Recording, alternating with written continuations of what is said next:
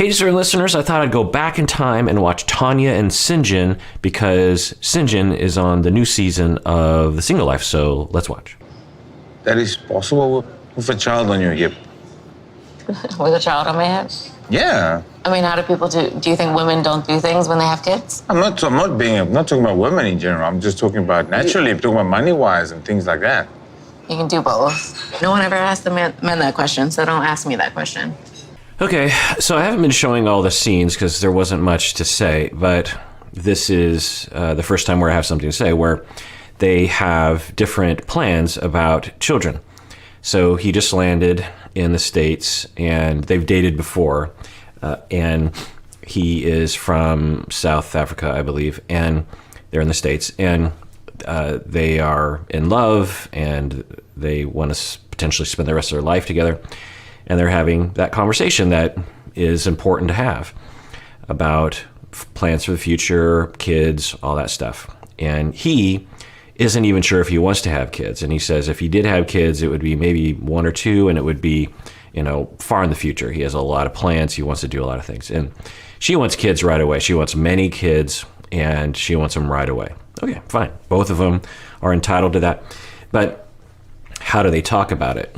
And the way that they're talking about it right now is to say the other person is wrong, instead of saying, oh, bummer, you have a different goal in your life.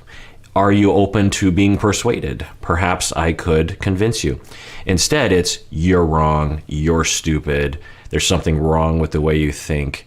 And obviously that's not going to go over very well. Oh. Yeah.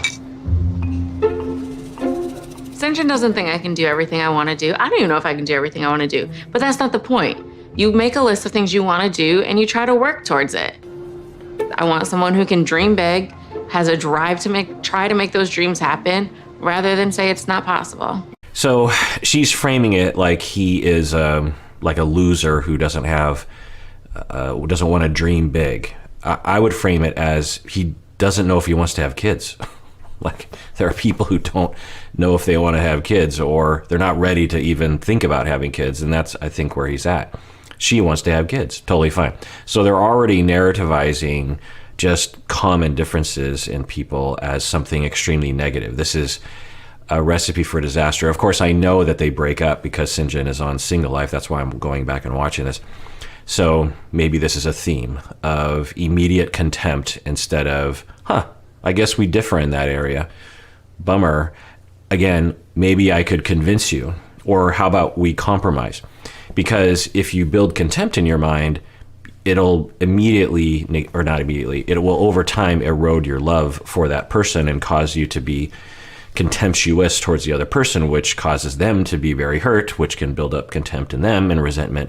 And then their love inside of them erodes, and then you break up, and then Syngin, you're on a single life. And say it's too much. No. Shoot for the sky, land on the moon. That's what I'm doing. You just need to be prepared. Your problem is you don't even know what it's like to plan for anything. So that's why you can't even imagine that being possible. It takes planning. It takes planning.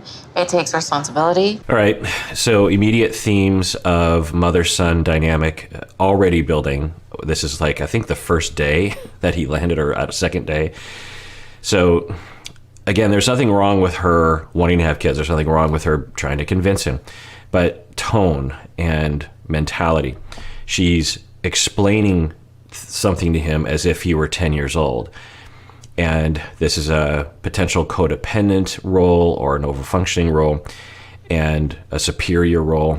I don't know if this is maybe this is just one moment. I'd have to know a lot more about her to make any kind of judgment about her personality and relationship style. So let's see what he does, because if he starts to underfunction, then they fit well together and that dysfunction could spin out of control.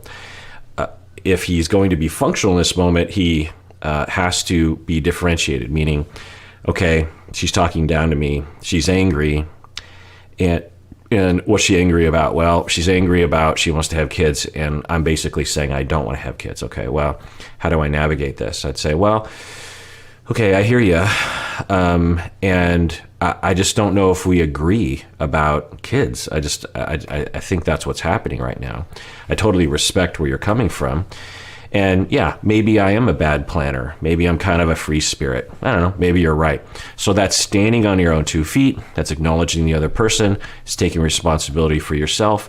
It's not crumbling in shame. It's just like, well, maybe you're right. I think this is also what's happening. A way to slip in to the underfunctioner is to come across as defensive, to self-destruct in some way. Let's see what he does. It takes Money. Commitment. It takes money. Yeah, you're having to work. And maybe we'll have a job you don't like to do. But I'm willing to do that so I have the life I want to live. I mean, like, how many jobs have you quit because you didn't like it?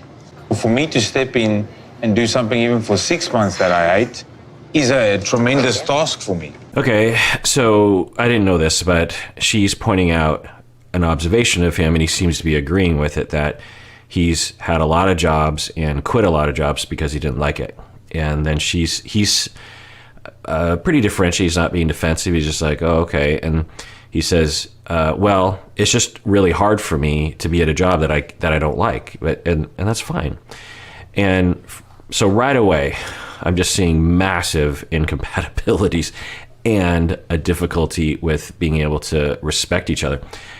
I suspect that she actually liked him because of his free spirit. I don't know, but he gives off a lot of free spirit vibe, and she met him on vacation, I believe, which is often the case. You know, we've seen this with other couples like Love in Paradise in the Caribbean, which was on Discovery Plus. We saw a dynamic between, was it Amber? And anyway, we've seen this a lot where, or actually another one is Kalani and Asuelu. Kalani met him on vacation, and he was a free spirit. He, was a fun guy, and they got pregnant. And then she continually was bumping up against who he is, how she met him, what originally attracted her to him. But when it came to parenting and being responsible and having a job, he wasn't there yet. I think he's developed in the span of time that we've been watching, which is kudos to him and Kalani for working on it and sticking it out. They struggled with this dynamic of mother-son overfunctioning, underfunctioning. And so I'm worried that something about her history, some trauma, is resulting in a compulsion to overfunction. Why do people have that? Well, sometimes we observe that in our families. We might even observe it by gender, where if you're a girl growing up in a family, you might observe women. I've heard this from women that I've treated and people I know who will say that in their family, all the women were overfunctioners and all the men were underfunctioners. And all the women were martyrs and, super women who did everything and super responsible. And all the men, or most of the men, were completely dysfunctional, maybe even prison, definitely drug and alcohol abuse, career problems, violence, abandonment, irresponsibility. And when you grow up in that, you say, oh, that's my role. That's who I am. And you grow up with this assumption that men are always irresponsible. And you grow up with this assumption that love means that. You're watching. Take note, all of you out there. We always use the show as a jumping off point.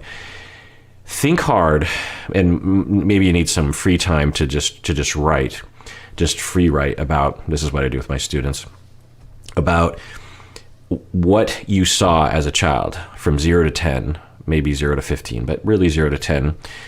What did you see in people above you in terms of what romantic love looked like?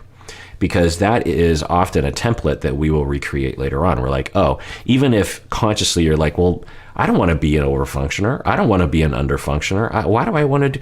And yet it gets under our skin. And the analogy, the analogous developmental internalization that I point to, which is quite obvious to us all, is whatever native language you speak, you didn't have to learn that. No one sat you down in a classroom at the age of 12 months and taught you syntax and vocabulary. You just absorbed it. because you were mimicking, you were watching, and even your accent and the tone of your voice. Some of you might be told you sound exactly like your dad or exactly like your older sister.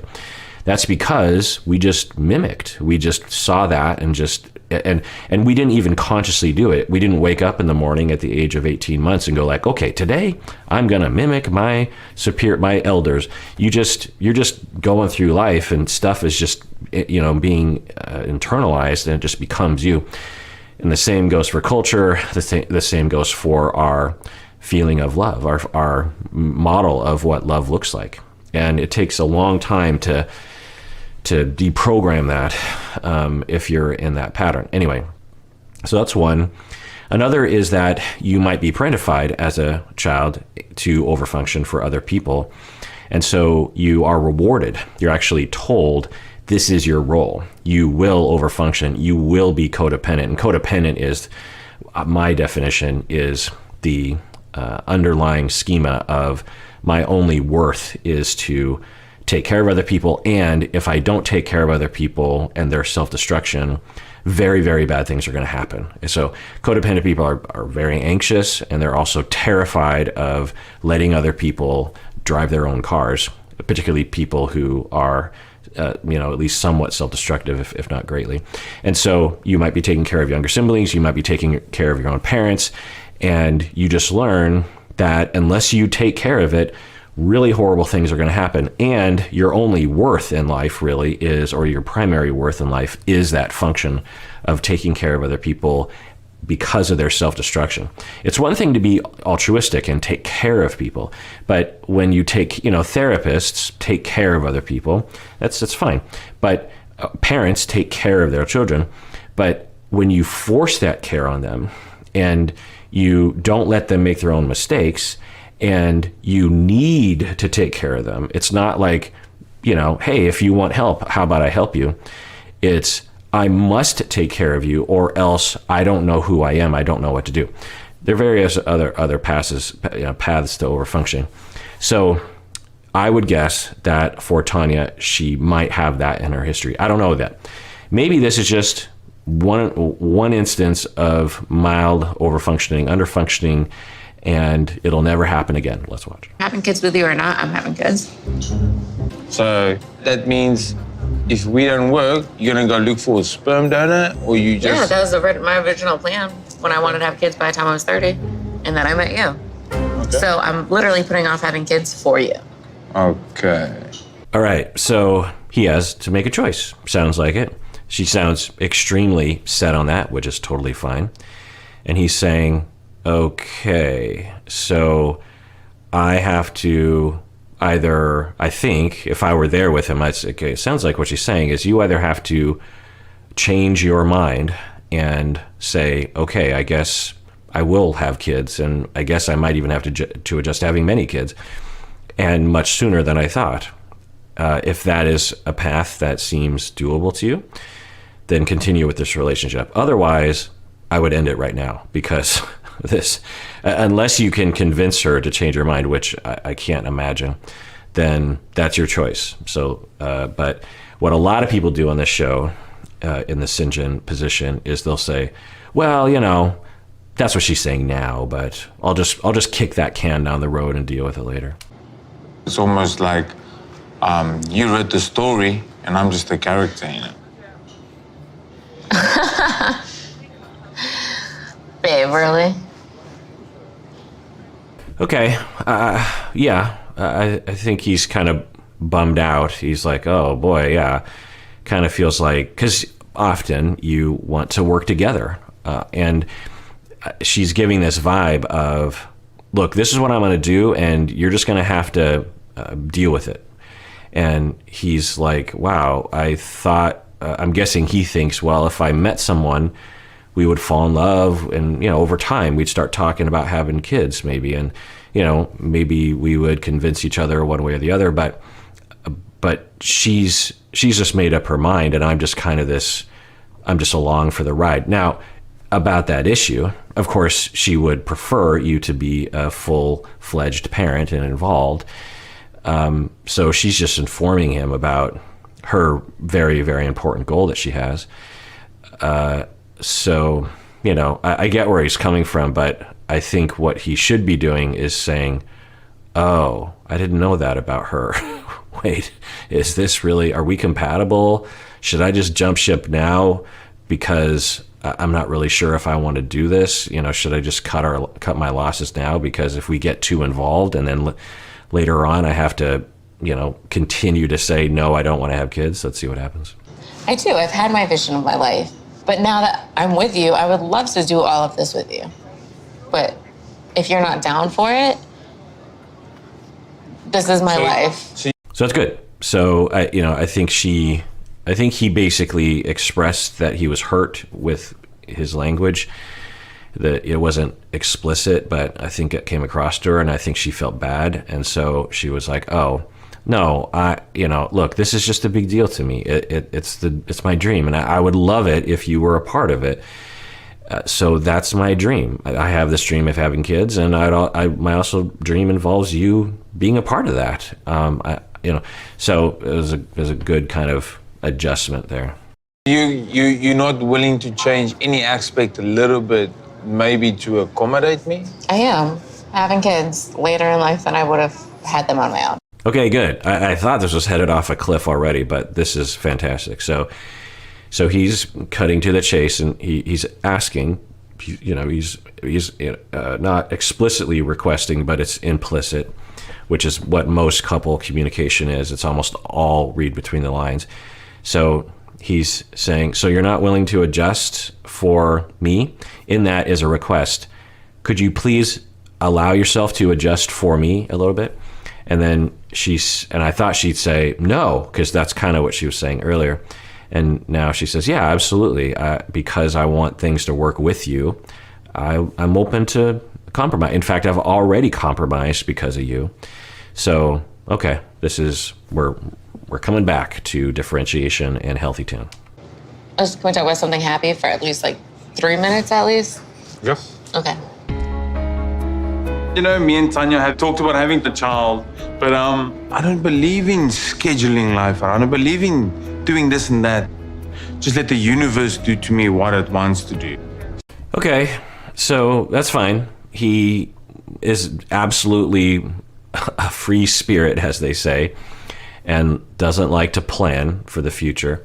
Sounds like she definitely likes to make plans. And,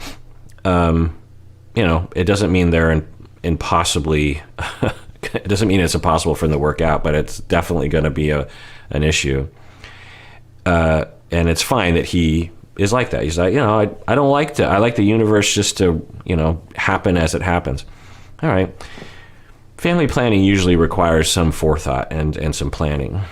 So, but not always, some people are like, hey, let's just see what happens. That would require not being on birth control, which means usually it means pregnancy pretty quick. So, it's interesting. I don't know if that, when he said that, I was like, is that an okay personality trait? Or is that an avoidance of something? Is that a childish way to think, honestly? I don't know. So we're starting to see some underfunctioning, overfunctioning already, which I'm just assuming just gets worse over time because it usually does in the show. So if we just clash too much on what we want, that's obviously just going to split us apart. So it's very real. All right, well, that does it for that episode. Everyone out there, please take care of yourself because you deserve it. You really, really do.